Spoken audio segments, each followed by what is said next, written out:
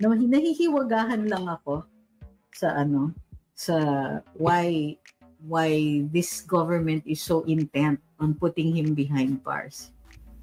Sabi ni Win, si Kong Teves, nakasagutan niya si Tambi sa Congress, meaning hindi sila okay.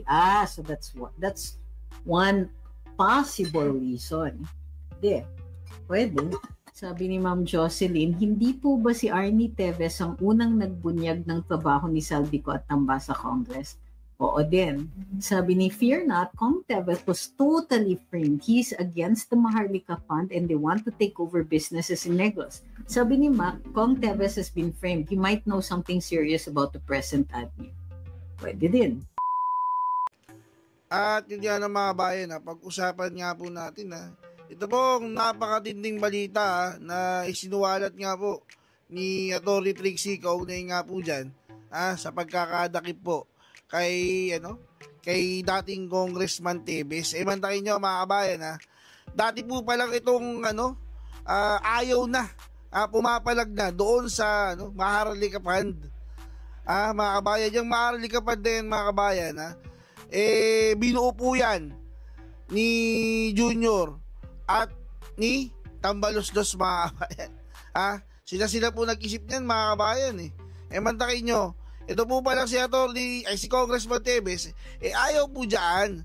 Kaya naman po pala tinabagay para pinag-iinitan itong si Kong Teves mga kabayan. Wala pa ngang hindi pa nga napapatunayan na siya yung nagpa-dedo dyan sa mga Digamo, dyan kay Digamo. Siya na agad yung pinagbibintangan at tinabagay pinipersecute na kaya pala ito umalis ng bansa. Dagdag pa natin dyan yung pagsang-ayon po ni Kong Teves dun sa Oplan Tukhang ni Pangulong Duterte. Kasi kung iisipin nyo mga kabayan kung ito pong si Kong Teves matagal na pong iskalawag mga kabayan, di sana nadali po ito ni Pangulong Duterte noon, di po ba? Yan nga daw po yung yan po yung ilan sa mga nabanggit po diyan nga po sa balita sa ulat galing po kay Atty. Trixie. Ito po panoorin po natin yung kabuuan po ng balitang yan. At huwag niyo po kalimutan mag-like at mag-subscribe sa ating channel maging po sa channel po ni Atty. Trixie. Atty. Trixie, pasok po. Sabi ni Eric, nakakamiss din pala yung detractors. Lalong-lalo na pag yung mga trolls na mali-mali yung spelling, yung imbis na sabihin na buti nga sa inyo, bote ang sinasabi, bote nga sa inyo, ganun. Parang akala niya, ang tali-talino niya, pero yung simpleng bagay na buti nga, hindi niya magawa, hindi niya masabi na maayos. Naabot pa kaya live natin hanggang 12? Anong oras na po ba? Wow, 8:24 pa lang po.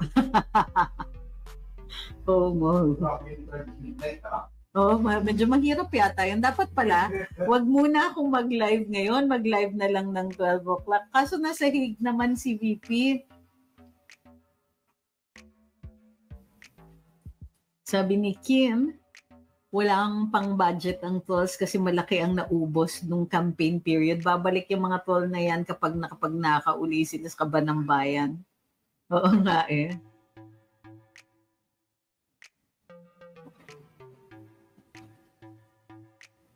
Sabi ni Rem na maiba lang ako. I was looking at the photo exhibits in The Hague. I wish na isama nila yung leadership ni FPRD to regain the land of Marawi from terrorism. Gawa tayo ng panibagong exhibit na about that and about the leadership that he showed there and how our AFP cannot forget the leadership that he showed. Naitawid niya tayo through the 6 months of the Marawi siege at ramdam na ramdam siya. Dumadalaw pa siya sa mga sundalo natin.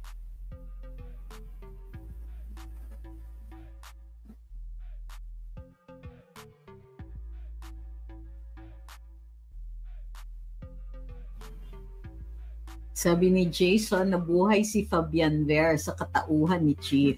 Yikes. Sabi ni Juan Yayet, Basta pag dumating na yung araw ng pagtutuos, wag na natin hayaan makalabas yang si adiktador ang angkan niya at cronies. Dito tayo sa loob maningil. Uy, thank you kay Pompo ko. Kay Jean Grey at Kumare at kay Amorsky. Hi kay Grocery for Me at saka kay Ma'am Rain. Hi Miss Madu. Ay daming nanonood sa sa TikTok. Thank you kay Miss Tina. Wow.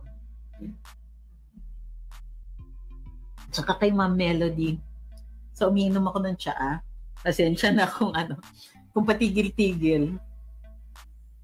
Sabi ni Tatay, ano po ba po mga probable consequences na if the right to non-refoulement is deprived or violated? May sanctions against the violating state. Yan. Kasi actually human rights violation yan eh. The reason may non-refoulement is because parang that will amount to a kidnapping, ibabalik mo at mapapahamak o mamimiligro yung buhay ng tao na yon.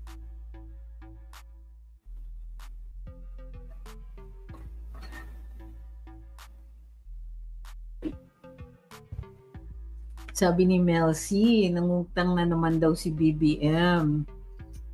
Ay. Paano? Nasimot yung kaban?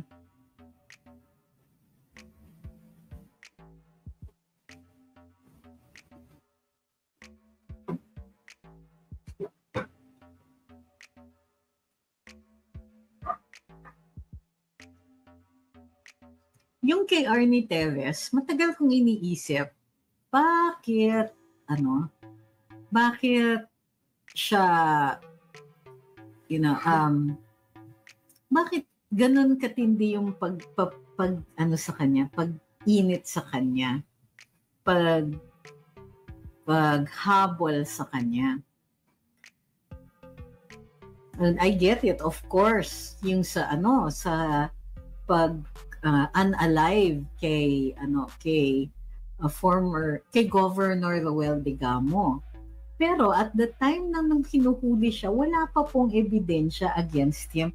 Wala pa yung investigation. At nung umalis siya, it was prior to all of that. So ang tanong is, why? So tinitignan ko, nung nasa house pala siya, isa siya dun sa mga sumusuporta sa drug war ni dating Pangulong Duterte. Tapos, member siya ng House of Representatives at the time. Ang sabi niya, alam niya yung dangers ng droga kasi dati siyang addict at nagreforma. Kaya full support siya doon.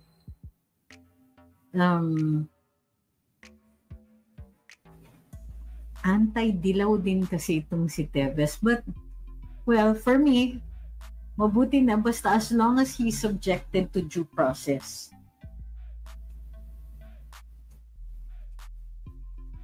Sabi ni Tiffy, bakit hindi tinitira nila Lisa, BBM at Martin si Amy? Bakit mga Duterte lang? Hindi po yan totoo.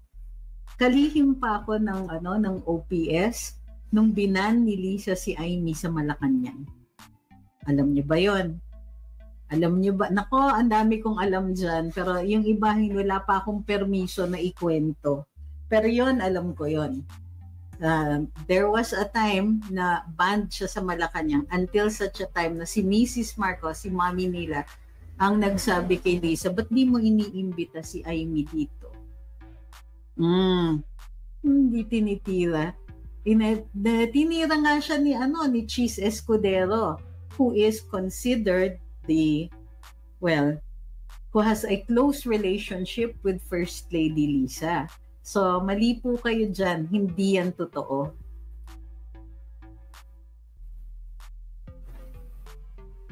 Sabi ni Waltz, and by the way hindi pa ninyo naririnig o nakikita yung bonggang away nila ni Martin Romualdez.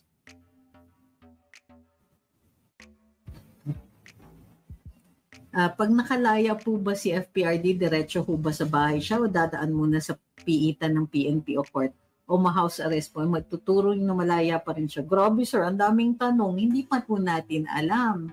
Hindi natin alam if there's going to be interim, kumbaga parang bail, in temporary liberty, or kung siya po ay mapawawalang sala.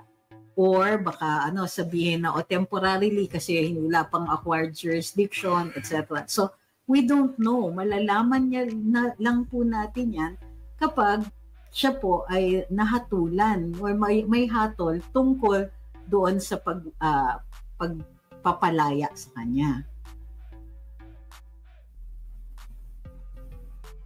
Sabi ni Ma'am Jocelyn, hindi po ba si Arnie Teves ang unang nagbunyag ng trabaho ni Saldico at Tamba sa Congress? Oo din. Pero kasi, not to the same extent that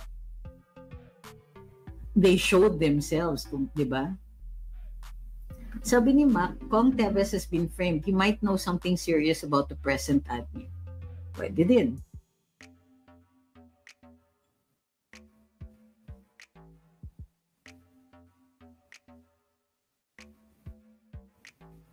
Sabi ni Waltz, yun pala yan.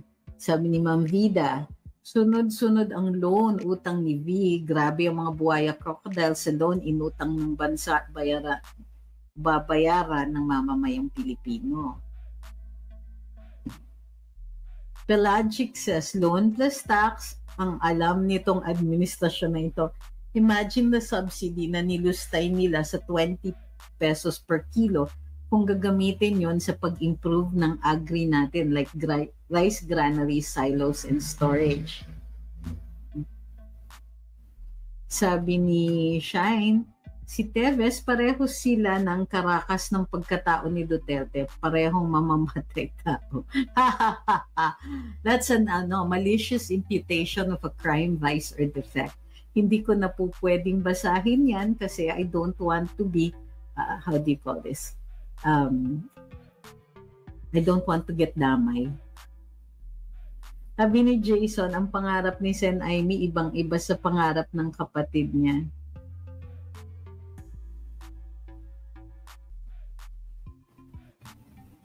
Sabi ni Merit, si Lisa yung ahas na sinasabi ni Aimee.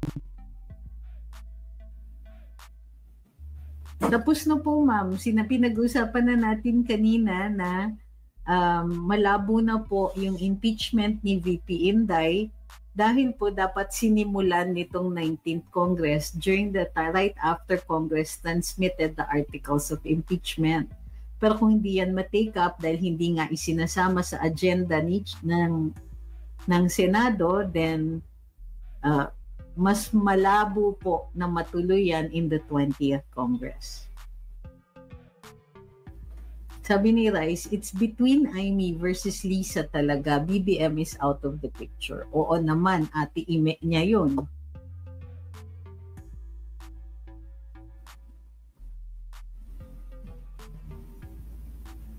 Sabi ni Win, si Kong Teves, nakasagutan niya si Tambi sa Congress, meaning hindi sila okay. So that's one possible reason. Hindi, pwede. Nahihiwagahan lang ako sa why this government is so intent on putting him behind bars.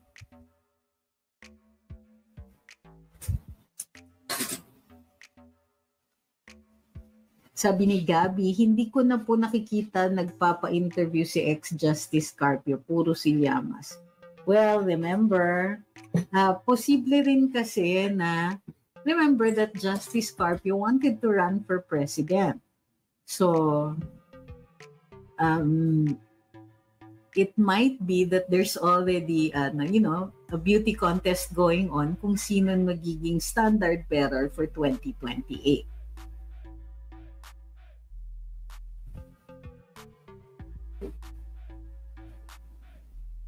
Kentaro says, para saan pa ang pag-utang ng government ngayon kung wala naman gagawin makabuluhang programa sa bansa.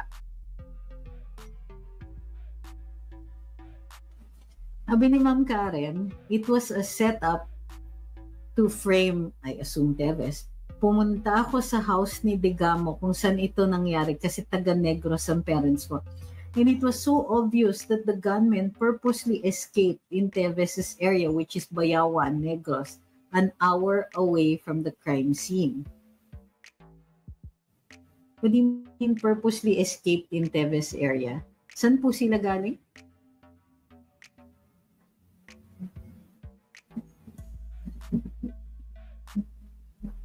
Sabi ni Vin, nakakatawa lang, si Teves, gigil sila pa uwiin dito sa Pinas, pero kay FPRD, gigil sila ikidnap at dalhin sa The Hague noon.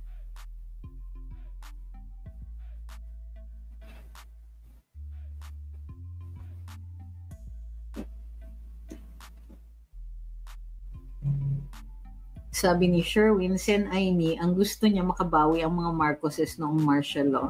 What do you mean? Ano yung kwento dyan?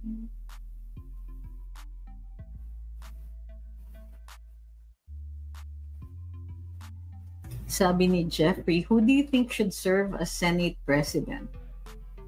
I don't know about any particular person, basta I approve of several. Bahala sila.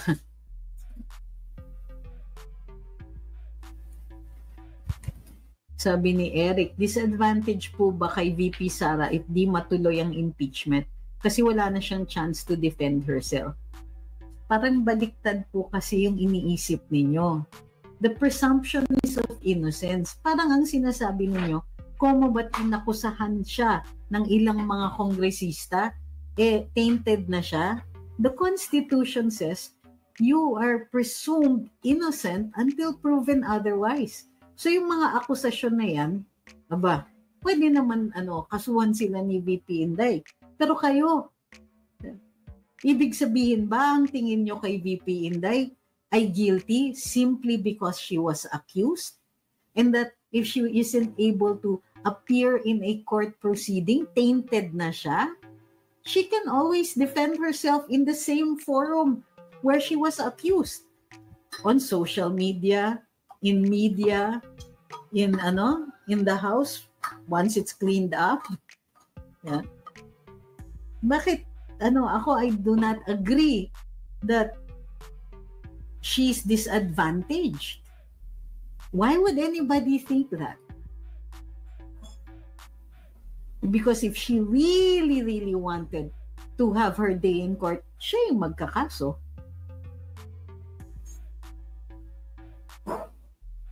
Hindi ko alam kung nasa Hague si Attorney Vic.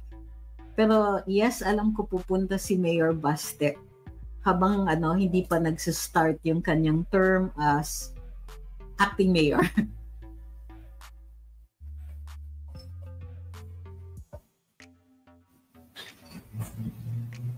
Sabi ni Fear Not, Kong Teves was totally framed. He's against the Maharlika Fund and they want to take over businesses in Negros. Kong Teves is not that stupid to unalive a known political rival in broad daylight. Pwede.